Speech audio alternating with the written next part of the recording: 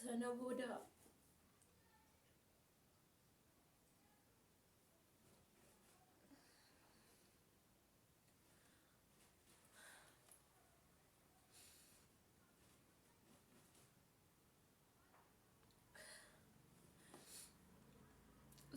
sana booda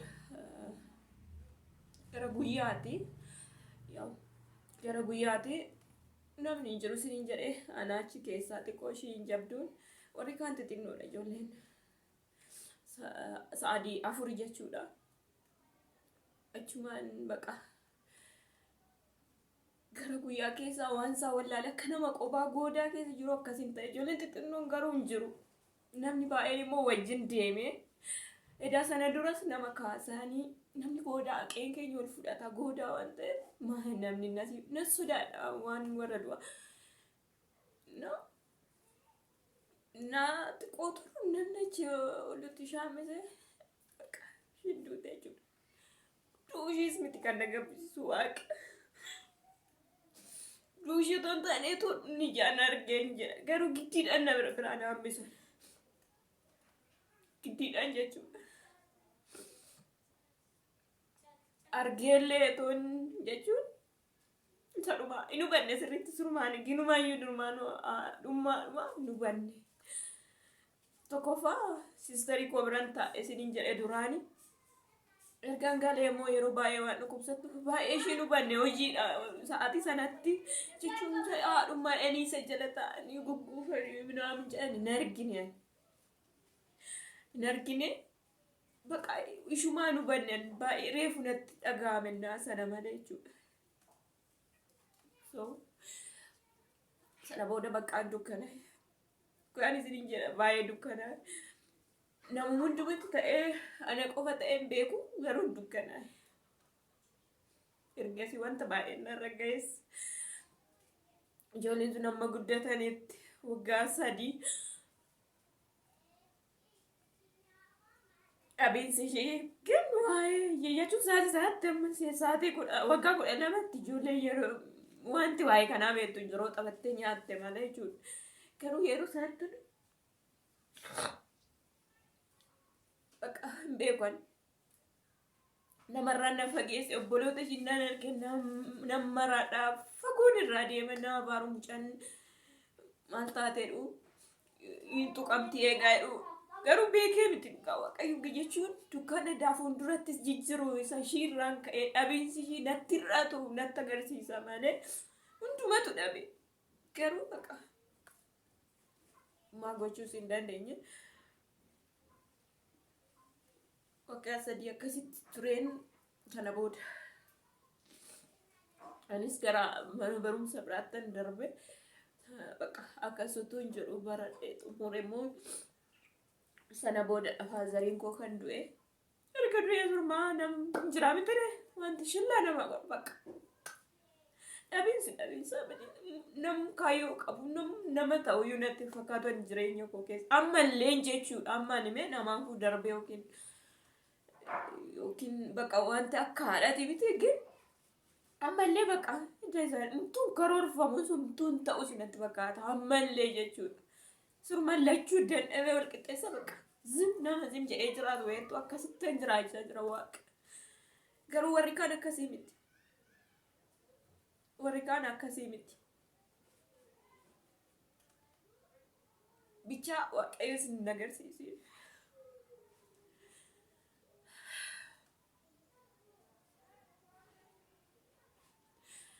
Namni kan isin kabaju isaaniin isaanoo qabaataniis yoo dhabanis namnis kan isinuma mataa keessan kan kabaju isaan irraan darbe sababa isaaniitiin jiraattan taaneen lakkoofsa keessa hin jiraattan maaliif amma fe'an kaleessa nama hammamii akka hin taane jechuudha.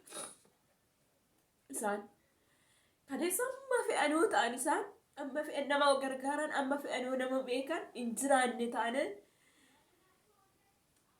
ilmoo isaan dabarsanii namnummaa hin yaadatu. Yoo waaqayyo yaadate nana jechuudha.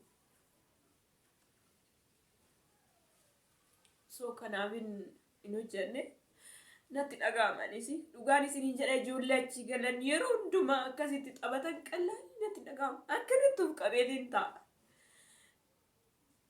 baay'ee wanti sitti hir'atutu jira jechuun amma kan hin qabne safara kan hin qabne wanta baay'eetu sitti hir'ata. Fuulduratti sin hir'ata har'as kaleessas hir'achaa dhufe yaadaa jechuudha. Baay'een dheessa ture warra obbolaa isaanii dheessa. Mataa koo si'a lamaan ofirraa balleesse hin maratti naan jedhanii turan. Si'a lama jechuudha gadi qabee waan aan goone maal laa godhe hiikaa qaban se'e.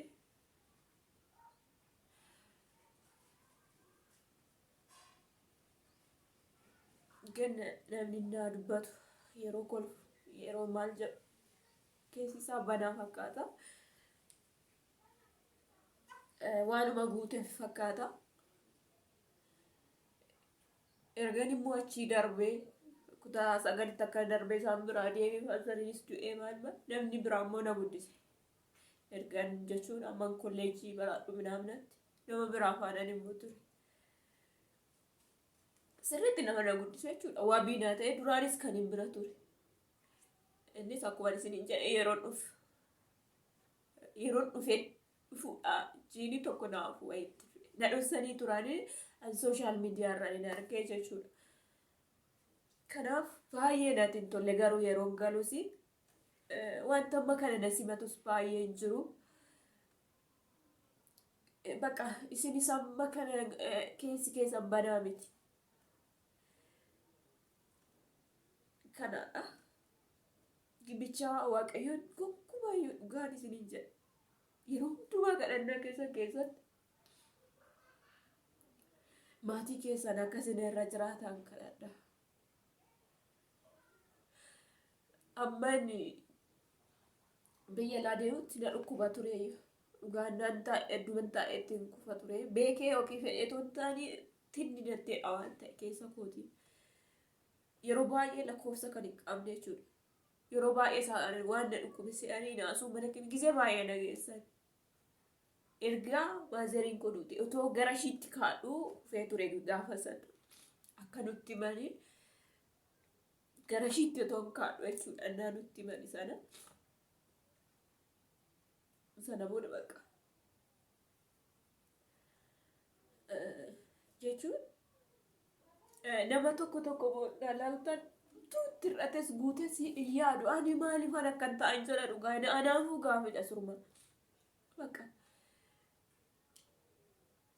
Garuu waan baay'eetu sitti hir'ata maaliif gammachuun kamuu yoo ta'e amma feetanoo qabaatta kan isinitti tolu bakka afaan saaqattanii dubbachuu kan isinitti tolu yoo akkas ta'edha. Yoo ammoo isinitti hir'ises waaqayyo maa gochuu hin danda'amu galatoomii jechuun malee galatoomii jechuudha. Namni baay'een immoo kan dadinqu namni nyaata malee namni kunkunsa malee dhugaa Kiristoos isiniin jedha guyyaa tokko harma afaan inni turre mucayyoon sun amma guddatte waaqa amma keessa guyyaa tokko sanam edda galtee jedha lama teessee erga galtee kenniinaaf hin diddee si jamaan kennuu yoo dandeessu waan ta'eef yoo barte isa jedhamu. Guyyaa tokko jechuudha maal akka ta'e namtee too himi jedhanii himuu miti waanuma ta'e jechuudha. Dikkaa waggaa 3 hoosisa dikkaa waggaa 2 dikkaa nyaata biraa dabalata kunkunsa baay'ee. Lakkaannaa tokko garuu akka yeroo sanaatti bannee ishii duuba. Aggaruu dhugaa waaqayyoo kennu. Jechoota jiraan fayyadamtanaan jiru otoo gaafsan achuma wanti wajjin nama deemsisu jiraate dandeema dhoksaas miti dhugaa waaqa akka warra guddaatti natti dhaga'ama akka jechuun miidhama isaa yoo maatii dhaban maaltu namatti hir'ata akka waan hin beekutti ani namni indaa sana waggaa 12 siniin jedhe akkasitti natti dhaga'ame gargaaruudhaan reefuun dhaqe ji'a 2 biran turre reefuun ji'a 2 caala biran turre gaxarii deeme jechuudha. Indaasa kanatti dhaga'ame akka waan bakka kana booda homtuu abdiin hin jirreen saatii sanatti daa'imni dhugdii nyaatti malee waa'ee kanaan beektu.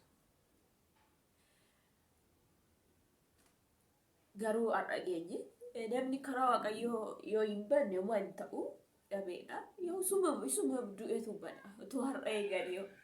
Abeet otoo har'a eeganii waaqa. Bakka yoo anuma ishee har'aas arganii homaarraa kan hin geenye. Anis immoo amma har'aasaan argee bakka ishii bichaa daawwee ture. Fi otoo gaafsa na jokootiin immoo ishee argee natti dhaga'amu.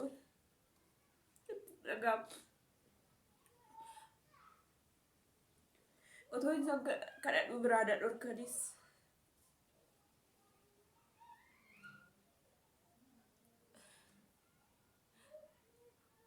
Waggoota hin qabdanii waaqa karaa kana itti dhufi gonkumaa jechuudha.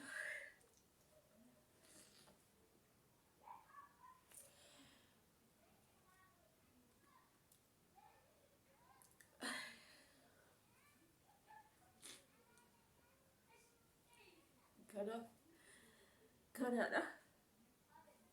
Kana booda gaafa yaadu wanta natti hir'ataa dhufees akkanatti hir'atetti simadhee yoo dhagayeera jechuun simadhee dhagayeera kana booda waa miti garuu bakka wanti itti dhaga'u sadarkaa jirtu isaatti wanti si hir'atu dhabamu amanaa jechuudha.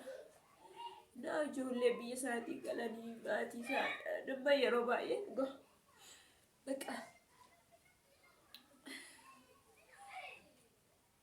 yeroo dhuma kana too mil'ataniiyyuu hin jedhaan hin beeku garuu waan akka ta'e hin beeku. Yeroo ishii kana bichaa too mil'ataniiyyuu garuu waaqayyo jennaan homtuu wanti hafu hin jiru waan ta'eef wanti ta'e hundi ta'eetiin darbe. Kanaafan gara qeettis deemee waan baay'ee hojjechuun na cannaqaa. Sammuu koo fayyaa miti kanaafin irraa dheessaa yoo biraa illee qee jira. Dura garuu akka dhufeen yaa'u dhaqeera garuu viidiyoo akkana waan arginu hojjenne inni nagaa waaqayyo isa dhaqeen waraabee viidiyoo inni na ilaaban isiniin jedheera. Biraazariin qee jira ammas obboleessi koo waggaa lamaan kan na dursu garuu qee keessa taa'ee kana baasee dubbachuu har'a jalqabe dhoksaatti qofaatti immoo maala an viidiyaa badan hojjedhe jechuudha. Hin qabu jedhee hin beeku waggaa 8 kan hin hojjedhe. Gaa waaqayyoon isiniin jedha. Hin qabu jedhee takkaa hin beeku. Yaa achitti amma tokko yoo hin qabu jette gadaantummaa naan isiniin jedhu haala galuumsaa sin dhorkuu danda'u. Eenyuuf galta salaa'uu isaanii jiranii hin galin jedhanii sin dhorkuun hin jiraa. Kanarraan ka'eetiin yookiin turii eessatti galtu soo jechuun akkas naman jedhu kan isaan ilaalcha isaaniitiin isaaf jedhee takkaas hin qabu jedhee hin beeku. Mana dura waggaa 5 hojjedhee dhuwarraan danganuu ka'u gaaf tokko toon dhoksee akka malee boo'u namichi dhufe. Namichi baay'ee turan jarri jechuudha. Natti dhufee of hin beeku nan dhukkuba ta'ee inumaan bawaagin na dhukkuba ta'ee hin beeku natti dhufee kifilee koo. Na waameeti waan gochuu ka'u sana na waame dhabnaan gara kifiliitti dhufe naan dhufu. Dhoksuu fi yaada nan beekama. Fiigeetti niititti hime. Maal taate naan jennaan yaadumna dhukkuba lafa naan bareen jedhee sana. Xinnoo turanii natti hin beekamani waan ta'e waan ta'eef qasuma dhanii na gaggaafatanii naan jennaaniin akkana akkas jedhetti isa gizee sana isaayyuu galuudhaan ga'ee waan ta'e akkas jedhanii 2 fi wayi kan na afurii malee hin qabu jedhee sana duras itti himnee. Kanatu na hir'ate kana akkasii seenaa koo tokkollee itti beeku jechuudha isaaniitti. Bakka kolfeetu mana akkuma bilbila faazarii fi surbannaan achi jiru faazarii fi bilbila'een abbaa warraa siistarii kootti bilbila. Innaa san jechuun faazarii dheddan jedhee sagalee dhiiraa dhaga'uu qabu. Innaa san akka dhufe fa'iin akka dhaqee fa'iin bilbila waan hin qabneef abbaa duraanii jechuudha. San mana duraanii hojjedha. Abbaa warraa siistariitti bilbila achumaanii siistarii dubbiseen immoo maazariidhaan jedhan sagalee ishee. Innaa siistarii annaan bilbile maazariidhaan jedhaan abbaa warraa siistariitiin immoo naan bilbileen na ilaa kaase bilbila isaarratti bilbila gaafanisa jedhe. Wal bira jiru waan ta'eef naa kaasu lachuu dubbiseen jedhaan maazarii jedhee isaan bira darbaa jechuudha. Akkasii kanaaf amma har'aatti iyyuu ormaatti yookiin baay'ee namaatu nama biyya koo ta'e malee nambeeku bakka maasif jedhee waan gubbaa kolfuuf ilkaanii akkuma waan natti toleetti jechuudha. Naa akkasii hundaafuyyuu yaada gaafii qabaattan immoo komentii jalatti naaf barreessaa. Chaanaala koo asumaan subscribe godhaa, maatii koo ta'aa na jajjabeessaa isiniin jedha. Kutaa lammaffaa isaas immoo kaayyoo qabu faana isiniifan share godha yeroo biraa jechuudha. Yeroo baay'ee mana taa'e irraa immoo achi yoon baynaaf wayyi. Jechuun viidiyoolee cufee akka taanitti boo'u mana hin boqadhu jechuudha. Suruma jalqabnaan immoo nadhiisisu. Dhugaa suruma nan tasgabbaa waan ta'e godhee yaada reefu nuuf qaba malee naakaan natti tolu mana keessa taa'ee hojjechuun isiniin jedha. Kanaaf share godhaa viidiyoo koos yoo isinitti tole immoo like godhaa. Yaada qabdan gaafii qabdan komentii jalatti barreessa isiniin jedha. Yeroo baay'ee inshallah waaqayyoon isa na miidheen immoo akka biyya lafaatti waan nan miidhame jedheen yaada. Akka baarsa yookiin waan hin miidhameetti garuu waaqayyoon immoo yoo dhugaan na eebbise darbee nama akkas rakkachaa jiru nama 5 nama 2 akka gargaarii natti boqatan na godha laa kadhannaan gosa kanaadha. Amma moo ta'e bakka amma dhufi saamunaa bitee isaanoon gargaaree wanti isaanii guutuun jira jedheen yaada. Ijoollee akkasiitiifis abdii koo fuulduraati isaanis. Kanaaf egaa isa immoo kutaa lammaffaa isaa qabadhee isinii dhufanii isiniin jedha. Akkamitti akka garoorse kana booda yeroo tokko live irratti dubbadhee ture. Akkasiin isiniin jedha. Keessi nama waan baay'ee baatee deemaa sila kokkolfeef miti. Boloota koo lamaan tokko bara komentii na barreessaniif baruu dandeessu rakkoo hin qabu. Kokkolfeetu manillee dubbadhe waan akkasii dhiisaa midhaan akka qalbiitti qabee isa maatii waan hojjedhu itti isiitti beeku ilaali oodhista isinii wayyaa midhaan dubbadhe waan maandireen namatti si of dallansiisu midhaan komentii dheeroo tokko barreessite. Siifaan dhiisee dhiise anillee aaree miti waan gaafattan midhaan jedhe waan akkasii dhiisaa ijoollee jedhetan isinii barreesse isinii yaada viidiyoo tokko jedhe jechuudha.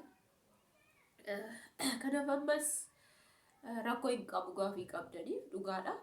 Garuu dubbachuunsaa waan natti hin tolleef haa turu jedheen ture jechuun haa turu yeroo mul'achuun barbaachisu taa mul'atu. Kana mata duree godheen dhiyaadhu jedheen ture garuu ijoollee gaafii ijoollee baay'ee waan ta'eef rakkoo hin qabu isiniin jedhaa. Galatooma waan na doo'attanii fi waaqayyo dhiga yeroo keessaan haala keessan hunduma eebbise isiniif haa kennu. Dhugaa karaa kana isin haa eebbisu.